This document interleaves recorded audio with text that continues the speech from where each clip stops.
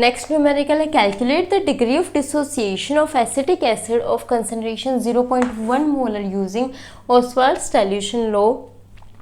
आपको dissociation degree of dissociation निकालना है एसिटिक एसिड का using Ostwald's solution law. Given आपको क्या वैल्यू दे रखी है, आपको डिसोसिएशन कांस्टेंट की वैल्यू दे रखी है, कितनी है वो Kd 1.8 इंटू 10⁻⁻⁵। ठीक है, आपको क्या करना है इसमें, एसिटिक एसिड क्या होता है हमारा, पहले उसको डिसोसिएट कर लो। ठीक है, CH3COOH 2 gives CH3CO negative plus में H पॉजिटिव। इनिशियली इनकी कंसंट्रेशन कितनी दे रखी है इन्होंने, 0.1 मोलर दे रखी है।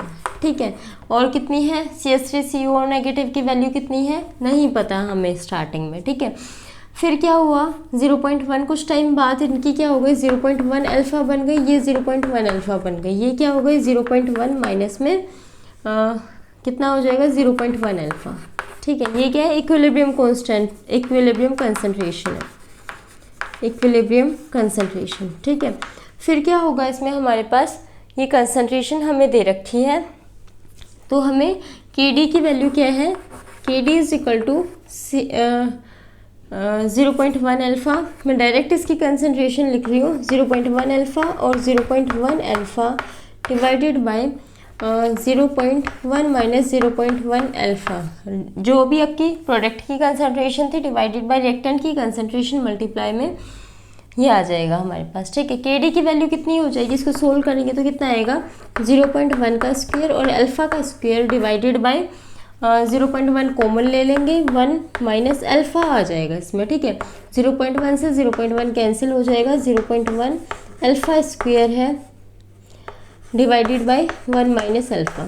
ठीक है, तो इसके अंदर क्या आ जाएगा, अल्फ़ा की वैल्यू जो है हम बहुत कम मान लेंगे 1 से, तो इसको हम नेगलेक्ट कर देंगे, यहाँ पे हमारे पास क्या बच जाएगा 1 बच जाएगा। Kd की वैल्यू कितनी थी 1.8 multiply 10⁻⁻⁵ divided by 0.1 is equal to alpha square. ठीक है, जब 0.1 का डेसिमल हटा करके ऊपर करोगे तो ये पावर जो है वो कितनी हो जाएगी 10⁻⁻⁴ हो जाएगी। ठीक है, अब अल्फ़ा स्क्वायर है, अल्फ़ा इसको सोल्व करना है तो स्क्वायर को जब भी हटाते हैं तो दोनों साइड स्क्वायर रूट ले लेंगे, तो अल्फ़ा की वैल्यू कितनी आ जाएगी स्क्वायर रूट ऑफ 1.8 मल्टीप्लाई 10⁻⁻⁴। इसको ओपन करेंगे तो कितना आ जाएगा 1.34 multiply 10⁻⁻⁻3।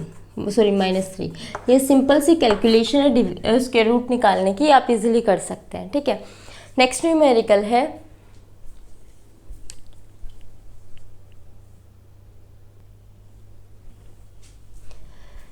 The equivalent conductivity of ammonium hydroxide at infinite dilution is 341 per ohm centimeter square per equivalent. When the volume is 10 liter, the equivalent conductance was found to be 54 per ohm centimeter square per equivalent. ठीक है, आपको क्या calculate करना है, the degree of dissociation and Kd for ammonium hydroxide. आपको degree of dissociation calculate करनी है और क्या है Kd की वैल्यू फाइंड आउट करनी है। तो अल्फ़ा की वैल्यू क्या थी हमारे पास, जब हमने पहले पढ़ा था तो lambda C by lambda nought थी, लैम्डा इन्फिनिटी थी। ठीक है, तो लैम्डा सी पर कितनी दे रखी है इन्होंने value, equivalent conductance was found to be 54 पर ओम सेंटीमीटर स्क्वायर पर इक्विवेलेंट। ठीक है, और इन्फिनाइट डाइल्यूशन पर कितनी वैल्यू होगी इसकी 341 पर ओम सेंटीमीटर स्क्वायर पर इक्विवेलेंट। ठीक है, इसको जब हम सोल्व करेंगे तो 0.172 इसकी क्या आ जाएगी हमारे पास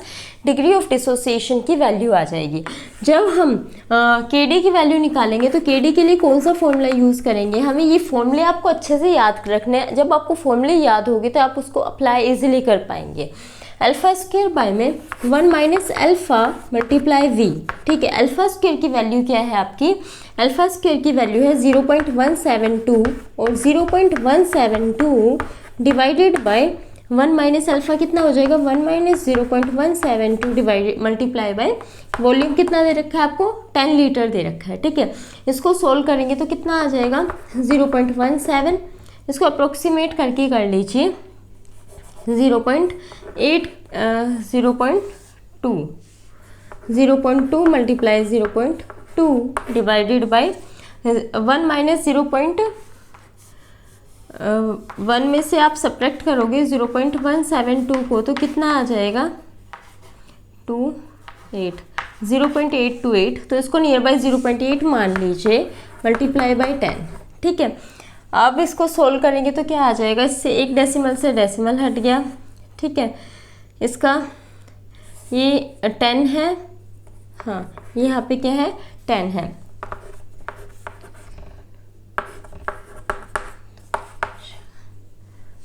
तो कितना आ जाएगा 0.1 डिवाइडेड बाई 20, और ये हटाएंगे तो 1 बाई ये 1 को जब 100 से इससे डिवाइड करेंगे तो कितना आ जाएगा 0.0 फिर 0.5 पर कितना आ जाएगा 0.0005 आ जाएगा आपका KD की वैल्यू। ठीक है, ये मैंने अप्रोक्सीमेट करके निकाला, नियर बाई 5 मल्टीप्लाई 10⁻³ आ जाएगा।